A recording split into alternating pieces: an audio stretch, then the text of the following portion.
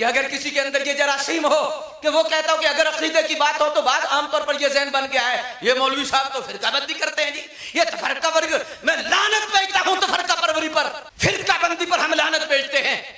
کہ بلا میں صرف اس اعتبار سے بات عرض کرنا چاہتا ہوں کہ اگر یہ بات ہے کہ بس عمل ہی ٹھیک ہے عقیدہ کی ضرورت نہیں، تو مجھے ایک سوال کا جواب دیا جائے کہ مرزئی بھی عمل میں تو خدمت خلق میں تو کتنا کچھ کرتا ہے، ظاہری طور پر وہ نماز بھی پڑھتا ہے، دعویٰ بھی کرتا ہے، ظاہری طور پر وہ کلمہ بھی پڑھتا ہے، سارا کچھ کرتا ہے، تو مرزئی کا کیا سجدہ قبول ہوگا؟ اتنے ڈاڈے ہو گئے ہو کیوں فتویٰ دے رہے ہو؟ مرزئی کا سجدہ قبول نہیں، مرزئی کی عبادت قبول نہیں، کیوں؟ مرزئی من شک فی کفرہ فقد کفر، جو مرزئی کے کفر میں شک کرتا ہے وہ بھی کافر ہے۔ یہ اتنا بڑا نازک مسئلہ ہے، تو اس اعتبار سے اب نماز روزہ عمل ظاہری طور پر خدمت خلق پتہ نہیں کیا کتنے اسپتال کیا کچھ کرتا ہے، تو اب کیا ہے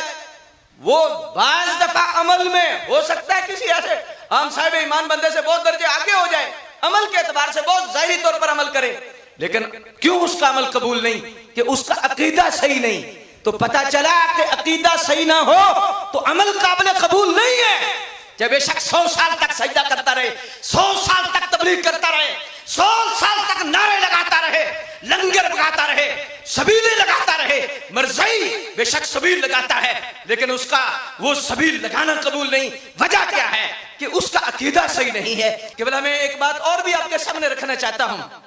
قبر کے اندر 3 سوالات ہوں گے، پہلا سوال اللہ کی ذات کے متعلق، دین کے متعلق، اور تیسرا سوال نبی پاک صلی اللہ علیہ وسلم کی ذات کے متعلق ہوگا۔ تینوں سوالات کے بعد یا جہنم کی کھڑکی کھلے گی یا جنت کی کھڑکی کھلے گی،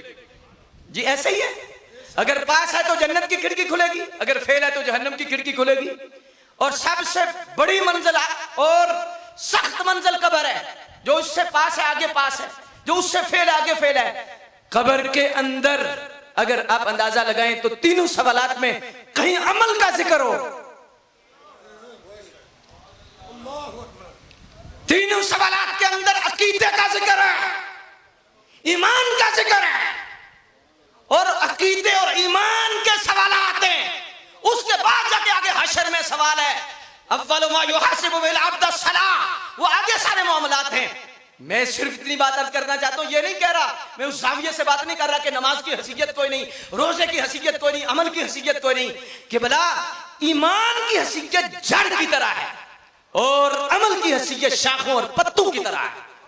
اگر جڑ ہوگی تنا بنے گا، پھر آگے پھل پھول لگیں گے، اور اگر یہ جڑ نہیں تو پتے نہیں لگ سکتے، پھل پھول نہیں لگ سکتے۔ یہ بات پکی ہے کہ عمل اس کا قبول ہے جس کا عقیدہ چاہیے۔